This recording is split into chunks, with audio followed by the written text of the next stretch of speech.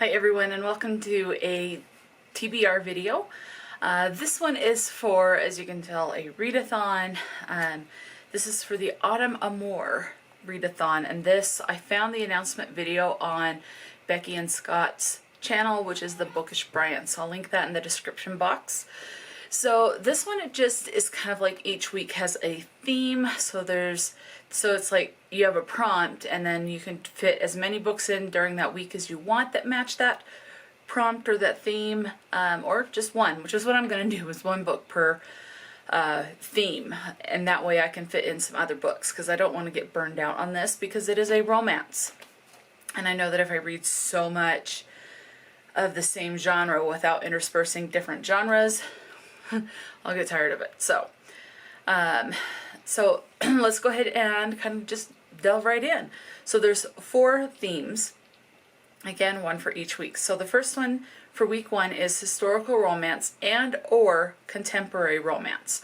So each week has an and or an or, and so you can either do the one theme or the other one, or both if you can get one that fits both.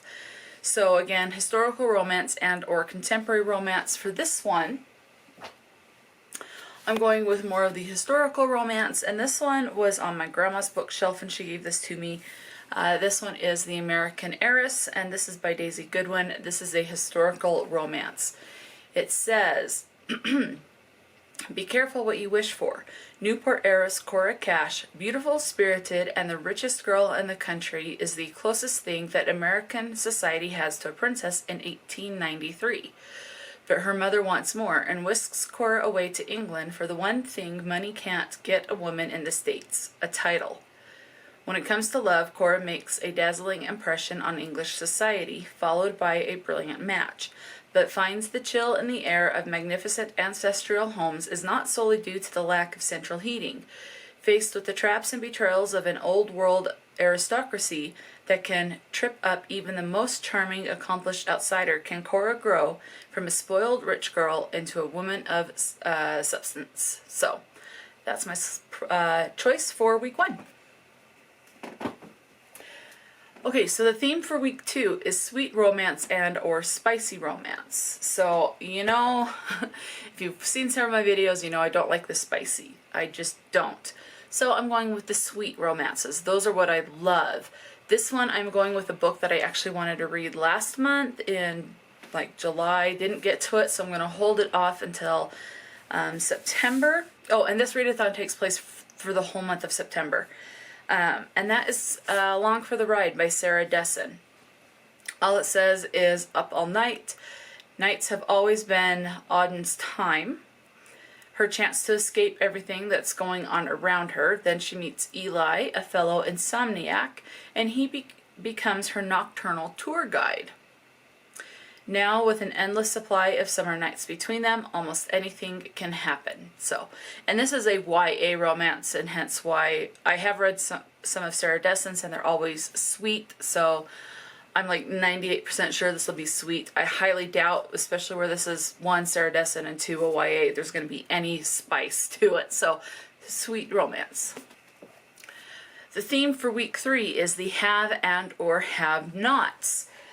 So this one, I think I'm hitting both of those with this particular book, and that is Cinder-Nanny, and this is by Sariah Wilson. This one, I can't remember which book box I got this out of, but I did get it out of a book box. So this is a Cinderella retelling, if you have not figured it out. From the Cinder part of this, it says, let's see, she's falling in love with reality, he's falling in love with a fantasy.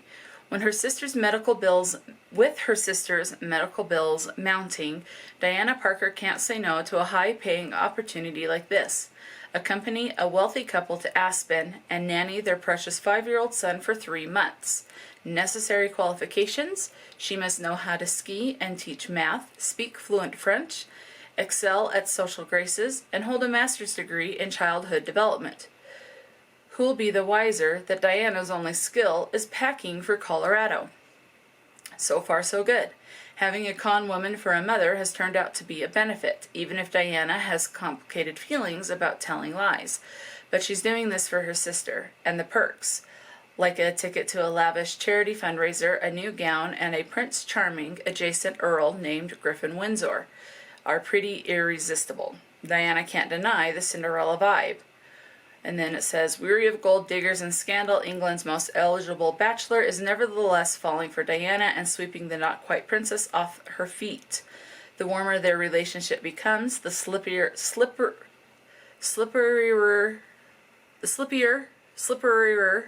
you know what I'm trying to say. I'm going to stop trying to say it. The slopes. Let's see, the slopes are for Diana. Sooner or later, she'll have to come clean. When that happens, does an honest-to-goodness happy ending stand a chance? So obviously, Cinder in this particular case, or excuse me, Diana Parker, would be the have-not, and the guy that she's falling for, what's his name? Prince Charming, Griffin Windsor would be the one that has it all, so he is the haves. So this fits both of those, the haves and the have-nots. The final theme, so for week 4, it is traditionally published and or independently published. This one I am going to say is traditionally published. This was published by Simon Pultz, and I found it at Barnes & Noble.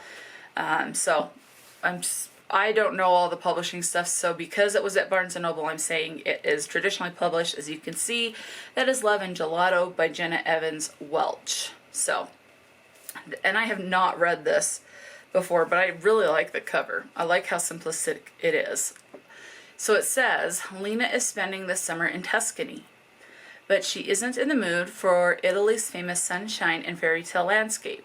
She's only there because it was her mother's dying wish that she get to know her father. But what kind of father isn't around for 16 years? All Lena wants to do is go back home. But then she is given a journal that her mom had kept when she lived in Italy. Suddenly, Lena's uncovering a magical world of secret romances, art, and hidden bakeries. A world that inspires her, along with the ever-so-charming Wren, to follow in her mother's footsteps and unearth a secret that has been kept for far too long. It's a secret that will change everything Lena knew about her mother, her father, and even herself.